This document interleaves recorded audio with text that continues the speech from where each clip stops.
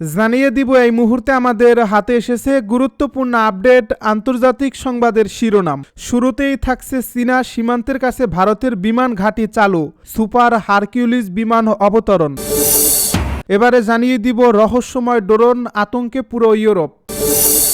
এদিকে চলতি বছর ভূমধ্যসাগরে 1000-এরও বেশি অভিবাসীর মৃত্যু হয়েছে জানালো জাতিসংঘ। আরও জানাবো হামাস স্থায়ী যুদ্ধবিরতির জন্য প্রস্তুত, ইসরায়েলকে সেভাবেই আচরণ করা উচিত। সব শেষে জানিয়ে দিব যুক্তরাষ্ট্রের হামলা ঠেকাতে ব্যাপক সেনা মোতায়েনের ঘোষণা দিয়েছে ভেনেজুয়েলা। এতক্ষণ শুনছিলেন হাতে থাকা আপডেট সংবাদের শিরোনাম, এবারে বিস্তারিত। তবে তার আগে অনুরোধ রইল ভিডিওটিতে একটি লাইক এবং কমেন্ট করে জানিয়ে দিন ভিডিও সম্পর্কে আপনার মূল্যবান মতামত। আরও জানিয়ে দিন ভিডিওটি কোথা থেকে দেখছেন বা কোন জেলা থেকে দেখছেন।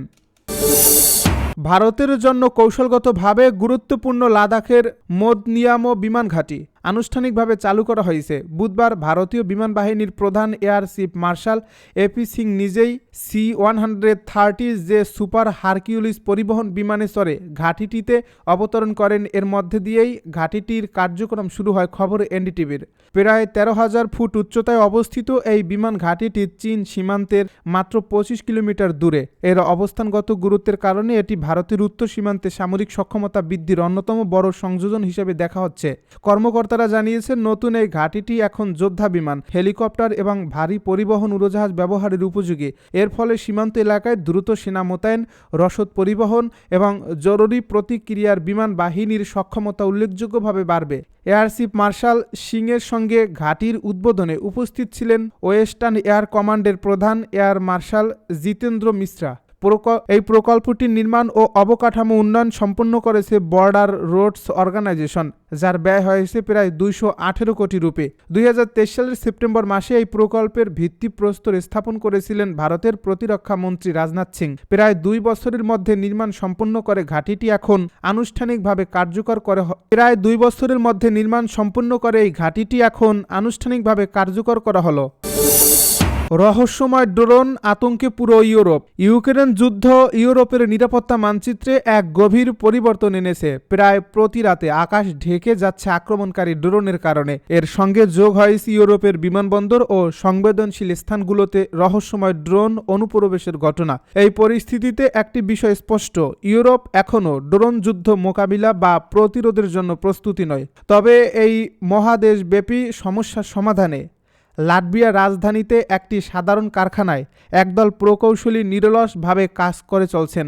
তাদের লক্ষ্য একটি ড্রোন প্রাচীর তৈরি করা, যেটি হবে সেন্সর ও অস্ত্রের এমন এক অত্যাধুনিক নেটওয়ার্ক যা অনুপ্রবেশকারী ড্রোনকে শনাক্ত করবে, ট্র্যাক করবে এবং শেষ পর্যন্ত ধ্বংস করবে। লাটভিয়ার রাজধানীতে অবস্থিত একটি সাধারণ কারখানায় একটা ছোট দল একটি মহাদেশব্যাপী সমস্যার সমাধানের চেষ্টা করছে এবং ইউরোপকে এই আক্রমণকারী ড্রোনের ঝাঁক থেকে রক্ষার সমাধান হলো এক ছোট্ট ড্রোন ইন্টারসেপ্টর বিলেস। এটি 3 ফুট লম্বা ইন্টারসেপ্টর ড্রোন। এটি কৃত্রিম বুদ্ধিমত্তা সিস্টেমের দ্বারা পরিচালিত। এআই লক্ষ্যবস্তু চিহ্নিত করে মানব অপারেটরকে সতর্ক করে। অপারেটর বোতাম চাপলে 28 আউন্সের একটি ওয়ারহেড বিস্ফোরিত হয়।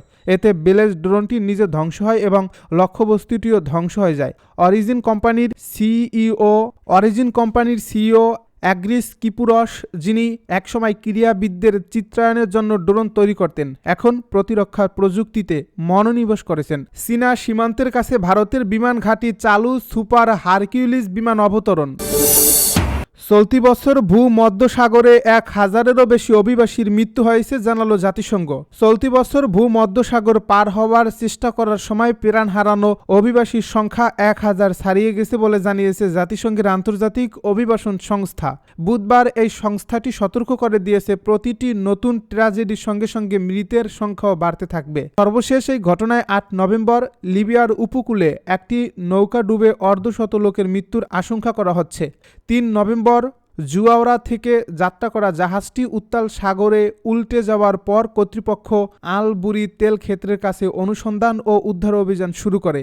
IOM জানিয়েছে বেঁচে যাওয়াদের মতে নৌকাটিতে 49 জন অভিবাসী এবং শরণার্থী, 47 জন পুরুষ এবং 2 জন নারী ছিলেন। প্রচণ্ড ঢেউয়ের কারণে যাত্রা শুরুর 6 ঘন্টা পরে ইঞ্জিন বিকল হয়ে যায়। 6 দিন পর সমুদ্রে ভেসে থাকার পর মাত্র 7 জন পুরুষ বেঁচে যান।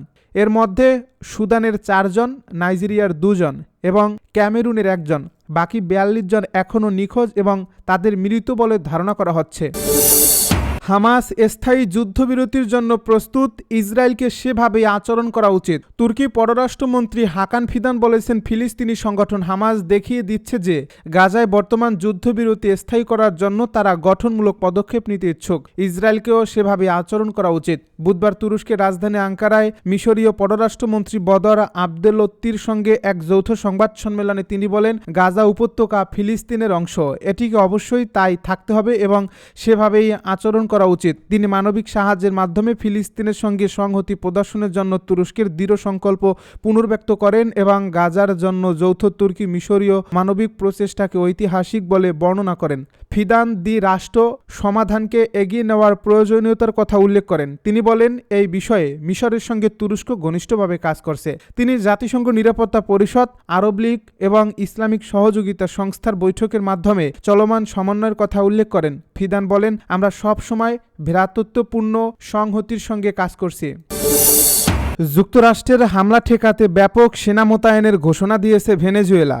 ভেনেজুয়েলার সরকার বলেছে, যুক্তরাষ্ট্রের যে কোনো ধরনের আগ্রাসন বা সামরিক হামলা ঠেকাতে তারা তাদের সশস্ত্র বাহিনীকে প্রস্তুত রাখছে। গতকাল মঙ্গলবার দেশটির প্রতিরক্ষামন্ত্রী ভ্লাদিমির পাদ্রিনোর দেওয়া এক বিবৃতিতে একথা বলা হয়েছে। এই বিবৃতিতে ভেনেজুয়েলা সরকারের যেসব প্রস্তুতির কথা বলা হয়েছে তার মধ্যে আছে স্থল, আকাশপথ, নৌপথে সেনা ও ক্ষেপণাস্ত্র পরিচালনা বাহিনীকে ব্যাপকভাবে মোতায়েন করা। পাশাপাশি পুলিশ, মিলিশিয়া ও সাধারণ নাগরিকদের নিয়ে গঠিত বাহিনীগুলো মোতায়েন থাকবে। মার্কিন বিমানবাহী রণতরী জেরাল্ড ফোর্ডের লাতিন আমেরিকা অঞ্চলে প্রবেশ করা নিয়ে উত্তেজনা চলছে। গুঞ্জন উঠেছে, যুক্তরাষ্ট্র তাদের দীর্ঘদিনের শত্রু নিকোলা মাদুরো সরকারকে উৎখাত করতে ভেনেজুয়েলা সামরিক পদক্ষেপ নিতে পারে। আর এর মধ্যে ভেনেজুয়েলা তাদের সশস্ত্র বাহিনীকে প্রস্তুত করার কথা বলল। ডোনাল্ড ট্রাম্প গত জানুয়ারিতে মার্কিন প্রেসিডেন্ট হিসেবে দ্বিতীয় মেয়াদে দায়িত্ব নেওয়ার পর থেকে ভেনেজুয়েলা ও যুক্তরাষ্ট্রের মধ্যে উত্তেজনা বৃদ্ধি পেয়েছে। মঙ্গলবার যুক্তরাষ্ট্রের প্রতিরক্ষা দপ্তর পেন্টাগন নিশ্চিত করেছে, জেরাল্ড আর ফোর্ড নামের বিমানবাহী রণতরীটি ক্যারিবীয় সাগরে পৌঁছেছে। এতে যুদ্ধবিমান ছাড়াও অন্তত 4000 নাবিক রয়েছেন। গত কয়েক সপ্তাহে যুক্তরাষ্ট্র সরকার প্রশিক্ষণ, মহড়া ও অন্যান্য সামরিক কার্যক্রমের কথা বলে ক্যারিবীয় সাগরের কাছাকাছি এলাকাগুলোয় সেনা উপস্থিত বৃদ্ধি করে।